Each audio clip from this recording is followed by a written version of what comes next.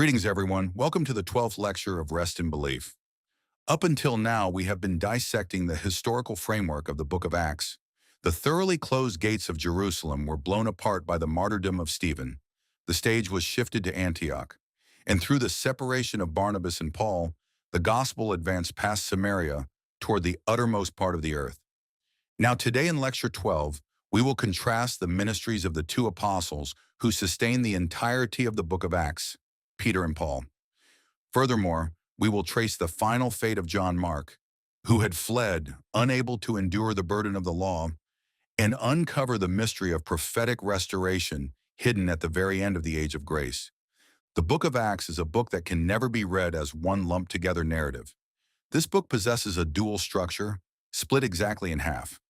Chapters 1 through 12 was a closed age where Peter preached the gospel of the kingdom exclusively to the Jews in Jerusalem. On the other hand, chapters 13 through 28 is an open age where Paul advances into the Gentile world to preach the gospel of grace.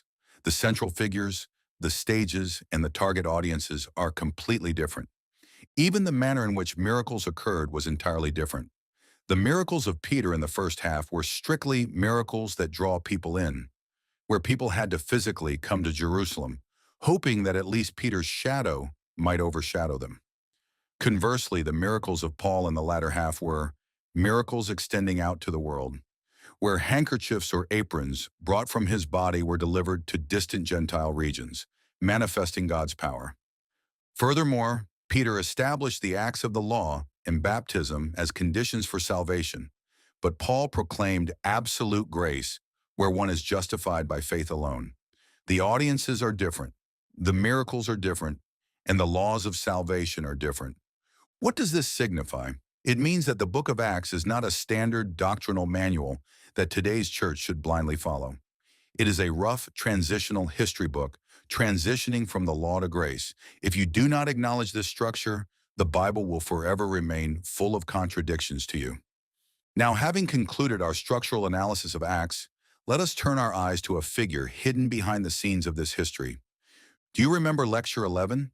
The man who fled back to the Jerusalem of the law because he could not endure the shock of the unconditional gospel of grace proclaimed by Paul. The seed of division that tore apart the two great apostles, Barnabas and Paul. It is John Mark, the nephew of Barnabas, the man through whose veins the blood of Samaria flowed. This Mark, who was mercilessly severed from Paul as if cutting off the umbilical cord of the transition, was he simply abandoned and forgotten in biblical history? Decades passed, Acts 28 had concluded, and Paul, the apostle to the Gentiles, was facing death in a cold, dark Roman prison, writing his final epistle, 2 Timothy. In that majestic yet solitary final moment as the ministry of the Gentile age of grace was coming to a close, Paul, moved by the Holy Spirit, surprisingly and desperately calls out one man's name. "Take Mark, and bring him with thee, for he is profitable to me for the ministry."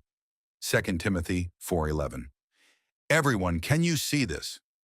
It is a dazzling scene of restoration.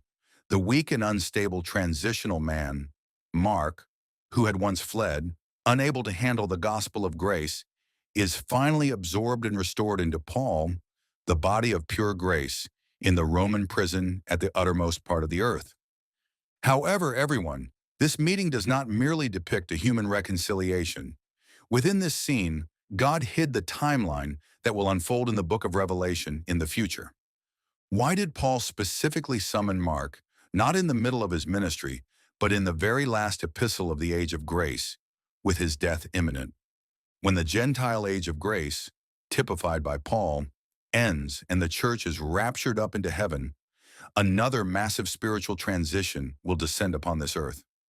Just as the gospel transferred from the Jews to the Gentiles before Acts 28 in the past, an age will now open where the gospel transfers in reverse, from the Gentiles back to the Jews. This transitional period where God opens the eyes of his people, the Jews once again, is the Samaritan Age called the first 3.5 years. And John Mark, summoned at the edge of the age of grace, is the very type of this era. And only after passing through this transitional period of the first 3.5 years will the world finally enter the latter 3.5 years. known as the time of Jacob's trouble. The end of grace, Paul, immediately becomes the beginning of the first half of the tribulation, Mark. By calling Mark back onto the stage at that critical, desperate moment when the doors of the age of grace were closing, the Holy Spirit demonstrated right before our eyes the timeline of the Great Tribulation that will soon begin on earth. Jerusalem, Samaria, the uttermost part of the earth. The stages of these three dispensations were not human history, but the perfect wheel of prophecy meticulously designed by God from before the foundation of the world. With this, the story of erecting the historical framework of the book of Acts has concluded. Now, stepping upon this solid historical timeline, we enter the deep abyss of our Phase 4 series. Through the doctrines of each epistle, we will precisely dissect the identities of the Jewish saints who must pass through the tribulation, the Samaritan wives who had to maintain their salvation through works, and our identity as the perfect body of grace that transcends all the law.